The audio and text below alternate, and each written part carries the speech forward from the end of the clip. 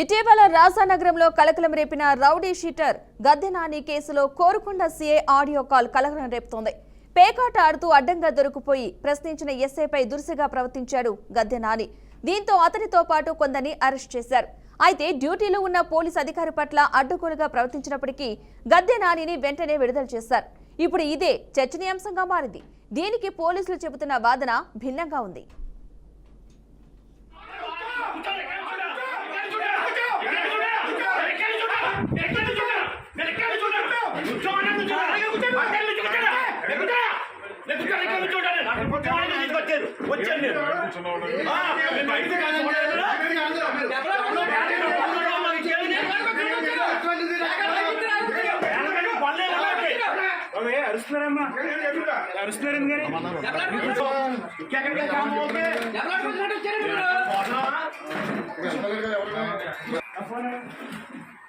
Sir video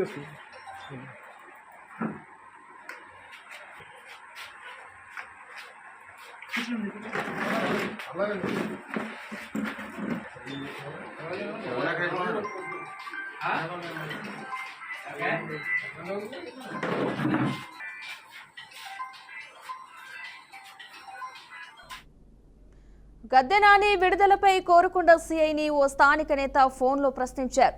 దీనికి CI చెప్పిన సమాధానం ఆశ్చర్యాన్ని కలిగిస్తోంది. రౌడీ షీటర్ గద్దె నానిని వదిలిపెట్టమని Rajanagaram TDP incharge BVR Chowdary నుంచి తనకు ఒత్తిళ్లు వస్తున్నాయని కోరుకొండ సీఐ అనడం చర్చనీయాంశంగా మారింది. అసలు రాజానగరం టీడీపీ ఇన్ఛార్జ్ బీవీఆర్ చౌదరికి రౌడీ షీటర్ గద్దె నానికి ఉన్న అనుబంధం ఏమిటో ఎవరికీ అర్థం కావడం లేదు. ఇలాంటి పరిస్థితులు ఎదురైతే జిల్లాలో శాంతి భద్రతల మాట ఏమిటన్న ప్రశ్నలు ఉత్పన్నమవుతున్నాయి.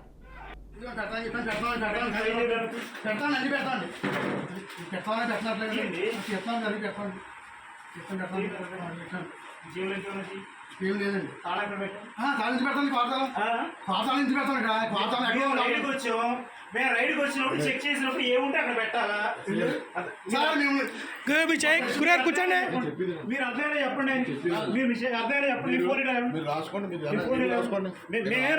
మేము చేయాల్సిన పని మీరు చెప్పకండి. మేము చేయాల్సిన పని మీరు చెప్పకండి. మీ జేబులో ఎక్కడ పెట్టండి. మీ జేబులో అక్కడ పెట్టండి ప్లీజ్. మీ జేబులో అక్కడ పెట్టండి. మీరు మాకు డ్యూటీ చెప్పొద్దు. మీరు 6గురో 5గురో 4గురో మేము చేస్తాం. మీరు అక్కడ పెట్టండి. అలాగే పెట్టండి. అవసరం లేదు. చేస్తే అయిపోద్ది గౌరవంగా. జేబులు చెక్ చేసుకున్నాను. ఇది ఏంటి? అక్కడ పెట్టండి. ఫోన్ పెట్టండి. మీరు పెట్టండి. ఒకసారి మీరు పెట్టండి. ఒకసారి పెట్టండి. ఫోన్ అక్కడ పెట్టండి.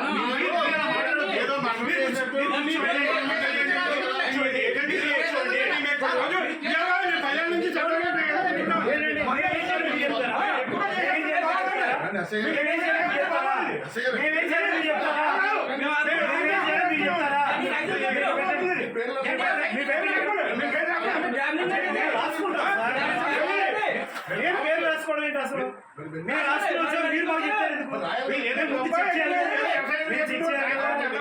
చెక్ చేయాలి.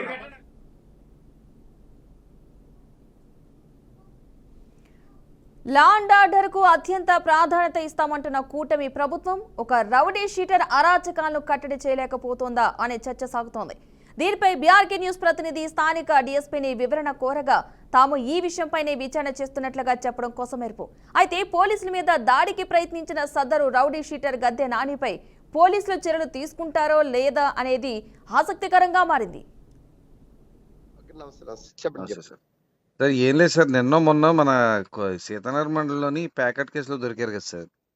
అవును సార్. అవును సార్.